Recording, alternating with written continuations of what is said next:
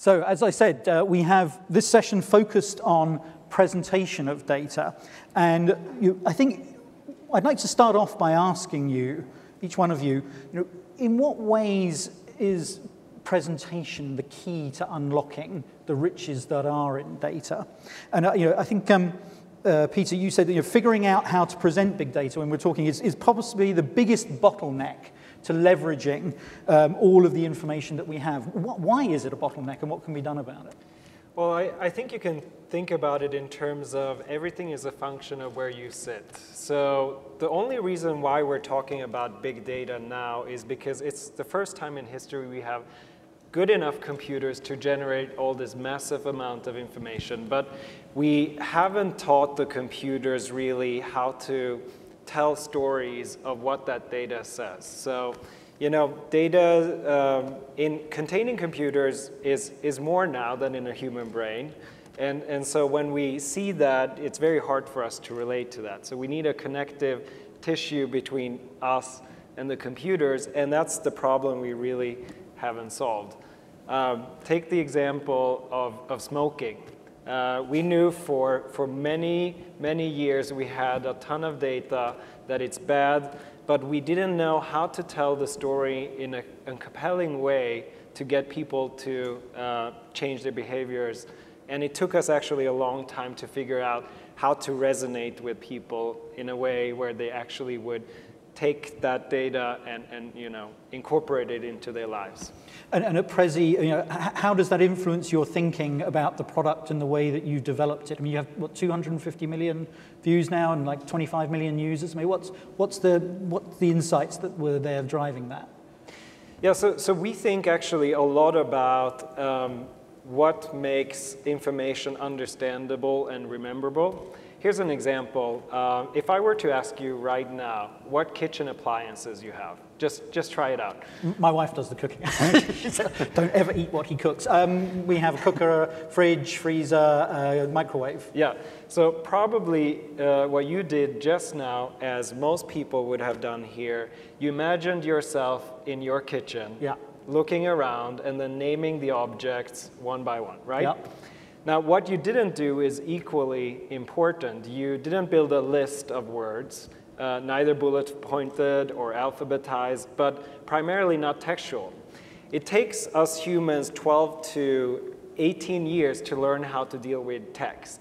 And even so, it's a very, very small part of our brains that actually good at dealing with text. So what we have evolved to learn really well to do is to find our way between our office and our home, or back in the days, going out and hunting and then finding our way back, right? Right.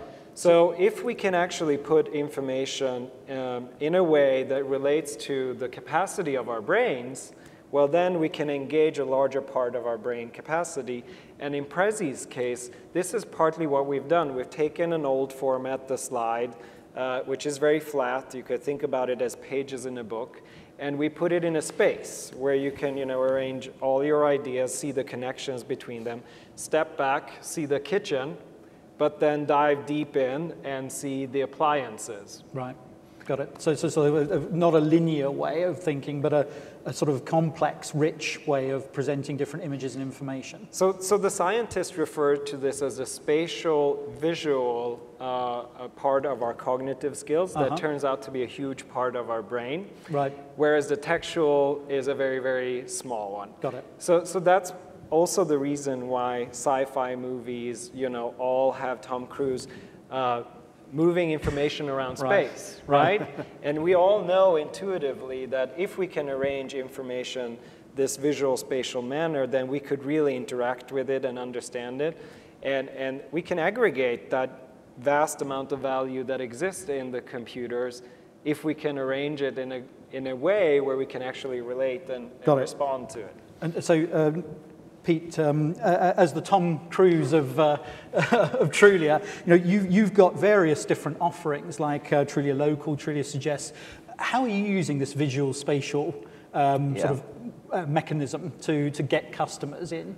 Yeah, so Trulia, we're a real estate site and mobile apps, and I think our view of the industry is that you think about in the 1990s, you were using newspapers, it would be an offline experience.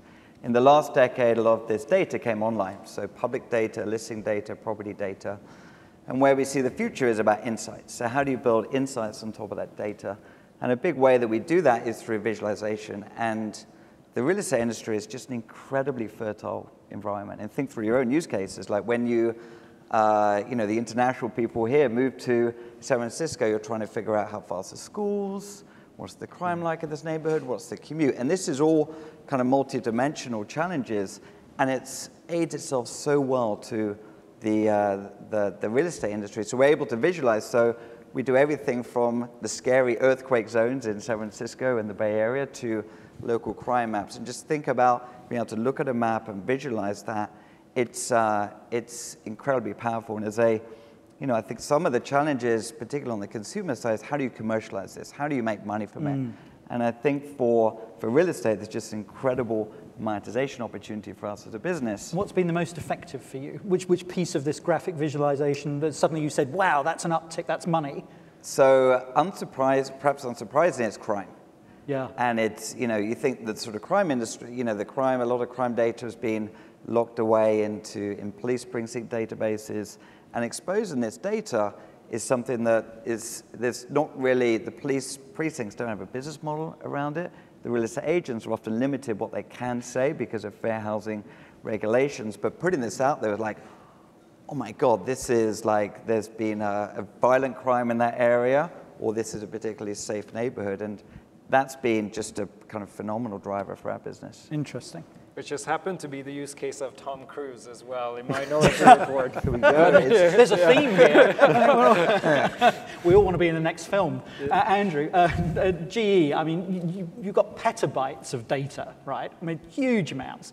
How do you decide what's important to present, and where, can you give us a couple of use cases perhaps where you've gone about sort of driving customer traffic through data?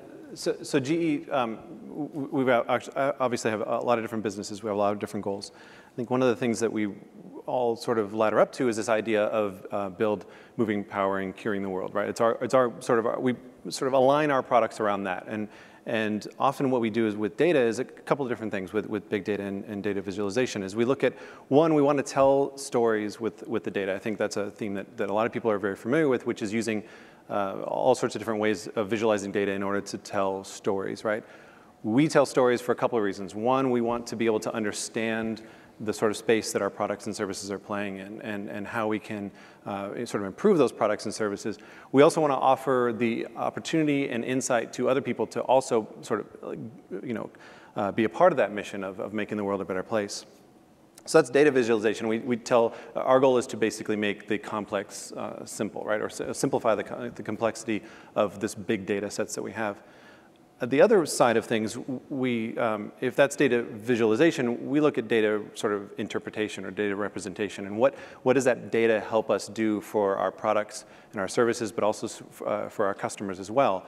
So how can we take that information that is coming off of our machines? We make these massive machines, and they all have sensor data on them. How do we take that information that comes off those sensors and then do something with it? And an example would be like wind turbines, right? We make massive wind turbines. In fact, some of the wind farms that we have, the machines are as big as the London Eye. I mean, they're massive machines. All this information is coming off of the sensors of these individual machines, and it's one thing to interact with a machine and say, okay, I understand the health and welfare or the health of this particular device, and I can see how it's performing. It's another thing to line those up in a big wind farm and see how not just each individual machine is performing, but how that farm is performing. For example, the machines in the front of the wind farm actually affect the machines in the back. And because of the turbulence and the friction and all sorts of weird things that are caused by the way that the wind moves through these big objects. So what we do is we look at all that data, both individually but as a whole, and we can make subtle adjustments to the individual machines. So the front machines are running normally, but the back machines have to run a slightly different way because of the turbulence and things that are introduced. And you just see that as I saw this like a pie chart with turbine, it looked like a turbine actually, and just the various levels. So it's very visually easy to grasp that data is the point. Yeah, which you said making big data small or simple. Yeah, I think absolutely. The goal is to take all that data and then figure out, like what some of the gentlemen here were talking about, is figure out what to make sense of it, right? And then take action on it, right? So we want to be able to go back to our customers and say, hey, we've analyzed all of this things that are going on in your wind farm or any of the other products that we make, and here are some recommendations that we have. We could update the firmware on this particular row, or change this a little bit here to improve efficiency and things like that. And like a 1% increase in efficiency is millions of dollars to certain businesses. So that there's value definitely in looking at the big picture and trying to find those areas of opportunities for sure. And if you look ahead, the future of user experience and how data is going, design and visualization fits into that, where do you see that going? Mm-hmm. So this is what's really exciting for me. My group leads user experience and design and brand for GE. So I get really excited about when I see opportunities for us to take user experiences in new places. One of my favorite things right now is these Google Glass. In fact, you can wear it. If you permit me, I'm going to violate. Now you can sue him. I'm going to violate your privacy by taking a picture here. Thank you. Now I can prove to my wife where I was today. But I think what's really cool about user experience right now is there's so many opportunities for contextual basically contextual UI, right? Right. So if you look at Glass, for example, it's a very simple UI that's up on the screen, but behind that, what's represented on that screen is a ton of data, right? It's Google's data. And I really love how, I love the idea of taking this massive data sets and really making big data small, right? We were talking about this backstage. Finding those bits and pieces that make sense to the person at the right place at the right time and giving them what they need in order to take action on it. And I think that's the big thing with big data. It's one thing to have all sorts of data, and it's one thing to represent that data in a very visually compelling way. But if you can't actually enable someone to take action or change their behavior in a positive way, then big data is just data, right? So I think just building on that point, it's real estate is just a fascinating example to think about that context. We announced we're launching an app for Google, and other than the sort of scary notion of being able to use it to look inside people's houses. Terrific. Is that out now? Soon to be out. Soon to be out. And the application to be able to kind of visualize neighborhoods, we do that currently on iPads and iPhones and desktops, be able to, but it is about, as a site focus on a use case, we're able to understand what's the context of the user and surface the data in a way which is most relevant to them. And I think it's, a lot of these applications can be fairly technical, but, in a way that the real capabilities about data visualization is enabling someone who is not a technical person to understand a technical concept and see insight in a way that previously they would have to use some sort of SQL query to visualize something. They can immediately see a data point or see an insight very easily. Peter, do you have a view? Yeah, I think at the heart is really, contextual is a great technical term that we like using, but at the heart of it is, human experience, right? What is human experience? What is our experience of our world? It's, something we have right now on the stage. We look around and we perceive things. How can we, make our senses make sense of our world? That's what the question that we're... I mean, we think a lot about this in media because a lot of data-driven reporting is now happening, and how you present information in a compelling fashion that allows the reader to access vast amounts of information very simply. It's a real challenge, but some outfits like the New York Times and others have done some really fantastic work down here. But it is a challenge that we are actually learning a lot about now. So this whole spatial visual metaphor, but even touch, and putting on glasses, all of these things are just simply relating, I would say, fundamentally to our senses. The fact that the iPhone took off with a multi-touch screen is because it relates to how we otherwise relate to the world. Right. And if unfair question perhaps, but if I had to ask you each, is there a company that's not your own or else represented here on stage that you really admire for doing great visual work on big data? Who would it be? So one company that's just done a fair amount of this is LinkedIn. And they've, and it's not super visible on their site, but some of the stuff they've done, I think that's, to be able to visualize your network in a way which is kind of remarkable. I've seen some of their work. And that can give you new insights. And I think, not only on the consumer side, but also perhaps on the recruiting side, which is it's really interesting, and they have things like career paths. So if you want to get to this job, here are all the stages, and it's presented in such a simple, straightforward, but compelling fashion. Absolutely, yeah. You have anybody else that you might? PowerPoint, perhaps? Oh, no, sorry. No, of course, it wouldn't be that. I would have to go with narrative science. So this is an interesting company. What they do is essentially they upload a ton of data into a database, and then they get an AI to try to tell a story based on the data. So stories, again, that we as humans can relate to. So one of their nice accomplishments is that they picked up, I think it was sports journalist articles that got better viewership than the human correspondent in A/B tests. Somehow they described that, but very interesting. This goes back to your original question of the bottleneck. Yeah. Being presentation. So we've taught computers, again, how to collect data. Can we teach computers also how to explain data? Now that's a really interesting opportunity. Right. Yeah, that's the next stage. Andrew? Maybe it's because I'm in a big company, I'll probably gravitate toward big companies, but I'm really interested in what Google is doing with Google Now. That the idea of these sort of small cards that have just the right amount of information for you at any given moment. So, for example, going back to the glass idea, I will, or even just Google Now in general on the website, it'll tell me what my expected travel time home is. Because one, it knows that I'm at work, it knows my typical route home, and it knows where I live, and it also knows the conditions of a bunch of different things at any given moment. But what I love about it, again, is it boils down to that one sort of simple card which says, this is all you need to know for this trip home, right? And I love that massive data being made very simple and very easy to understand in that given moment. And then I can dismiss it, right? I've learned it, I've taken action, and I can move away so that I'm not bogged down by that data. So that's an interesting piece of advice, I guess, that you give to people, sort of make big, small, and simple, if possible. Are there other pieces of advice you give to our audience members if they're out there working with data or thinking about producing presentations? I mean, from your own professional experience, what would you say? Yeah, I think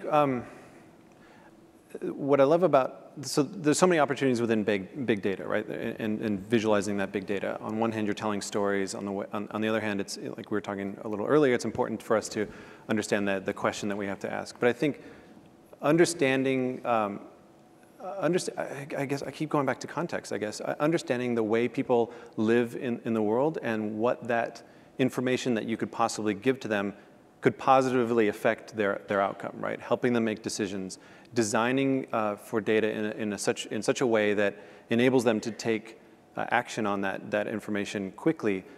A lot of people love big infographics, and a lot of people love sort of these rich representation of data. But if it's not boiled down to something that they can make a decision on, then it tends to be sort of much more infographic, right? And I think, as designers and as my team goes, I always push them to find that little bit of information that can help people improve their lives a little bit. So, Guys, which one? I think perhaps one of the key things is trying to find the right talent to kind of to build this stuff. So you've got until we have computers that can do this themselves. But up until that point, it's finding the right talent that's both a technically minded individual plus a visual individual. And this panel's about the right brain.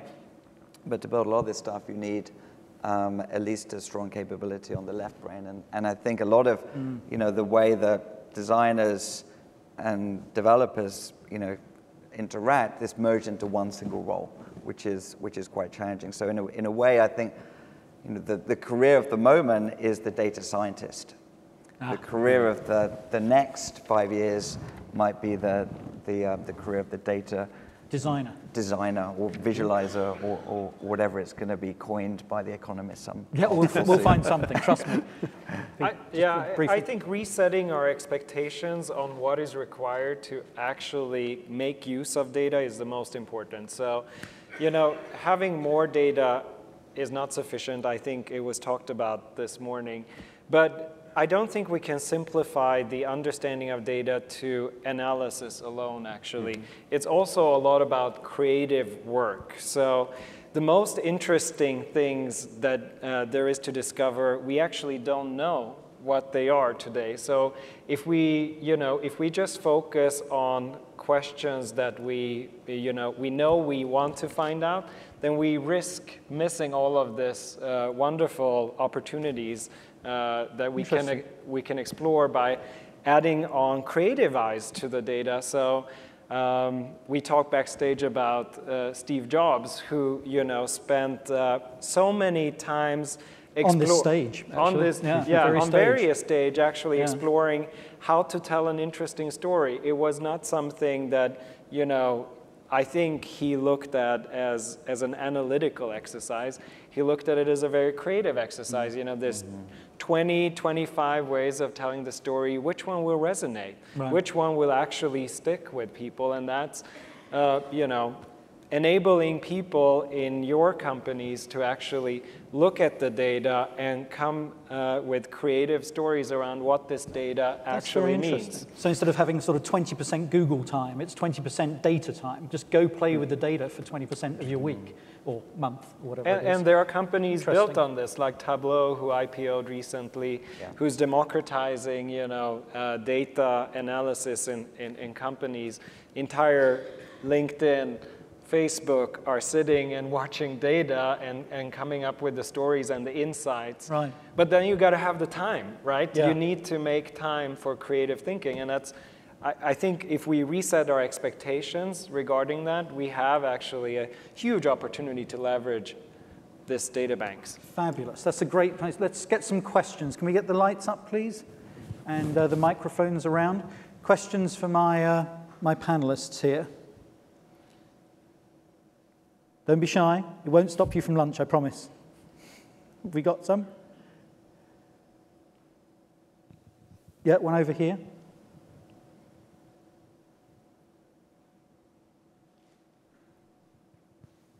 To the comments about the contextual side of presenting data, do you see organic changes or changes in the context in which users will consume it coming down the line, and what do you see beyond that? Not the creating, but the receiving of that.